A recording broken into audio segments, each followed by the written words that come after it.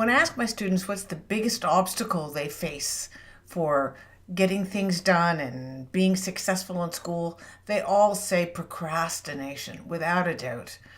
And so I say to them, well, welcome to the Human Nature Club, because it almost seems to be the default position for everybody. So what do? How do you get a handle on this? I have 5 tips today that I'm going to share with you that I hope will help you, because it helps me get a handle on that ugly procrastination monster and get him back in his cage.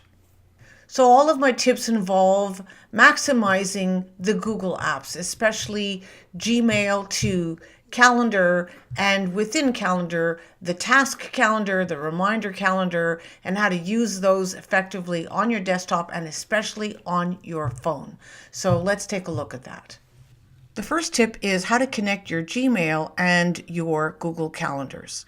If you look over on the side, you'll see a teeny weeny little panel. There is the Calendar app, there's the Google Keep, which we'll talk about in another video, and here's the Task Calendar. If you don't see those icons on the side, click this little arrow here at the bottom and it will open up the side panel.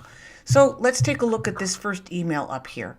Like many of the Google products, the menu is context specific, and that means you need to click on something to see all the other possibilities related to that item.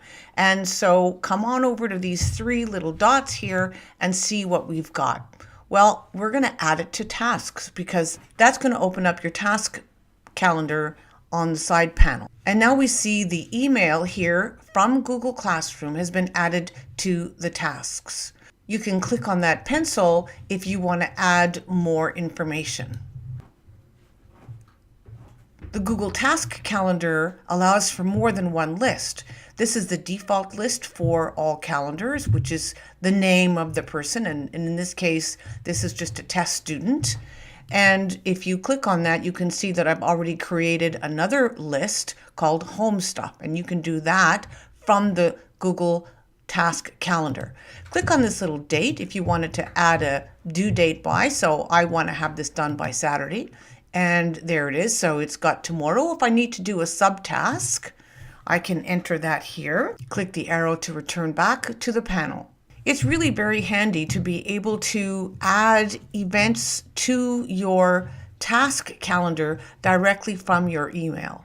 This is useful, especially for students whose teachers are using Google Classroom, and a lot of their assignments come in via email from Google Classroom. So before we move on to tip number 2, let's just review the calendar interface. First of all, how do you get there?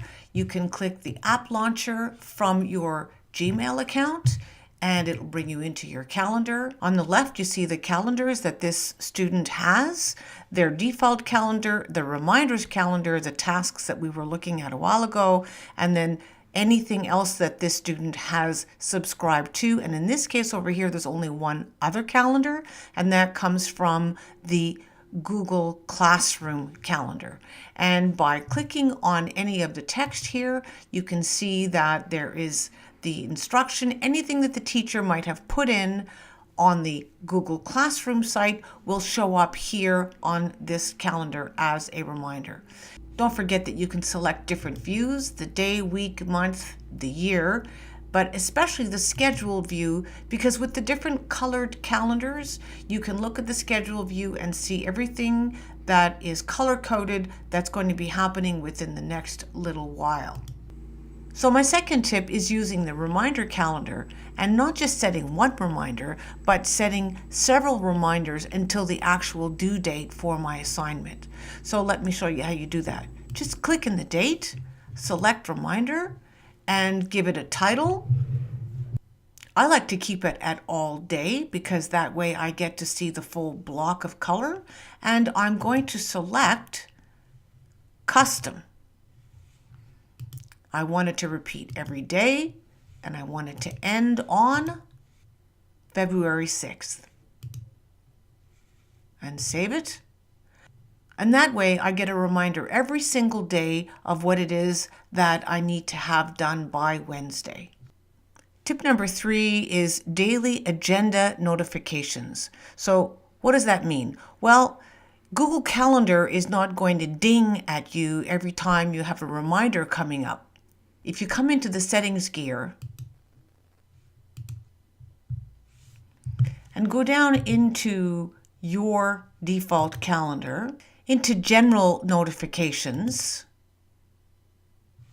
you'll see here that you have a lot of choices about how you're going to be notified for events in the calendar. You can get an email from Google Calendar every single morning to remind you of what you've got going on that day. Now you have to make sure that you read your email. Tip number 4, get the Google Calendar and the Task app for your phone. From the Google Calendar app, you can select the scheduled view that I spoke to you about earlier. And you can also select or deselect the different calendars that you want to appear on the interface. So we're going to select the Google Classroom calendar, the iPoll, and the events, that's the personal calendar belonging to the students, and also the reminders calendar. We're going to select the scheduled view, and let's see what it looks like. So here are the strategies that I've set for myself that I need to do before Wednesday. That's that homework assignment. Here are the things coming up at the end of the month, all color-coded. And if you look at the task calendar, you can see the same thing. You can add a new task, or you can delete one that you've already done. So download both the Google Calendar and the Task app for your phone, because we always have our phones with us and we're not always in front of our desktop. Tip number 5 for getting the procrastination monster back in its cage is another app, Google Classroom. It's really easy to see what the teacher has assigned, check on what's coming up, what you've already done, and you can even email your classmates directly from the app. So what did we learn today? Let's recap. Number 1, use the task calendar directly from your email. And number 2, use the reminders that repeat until you get that thing done.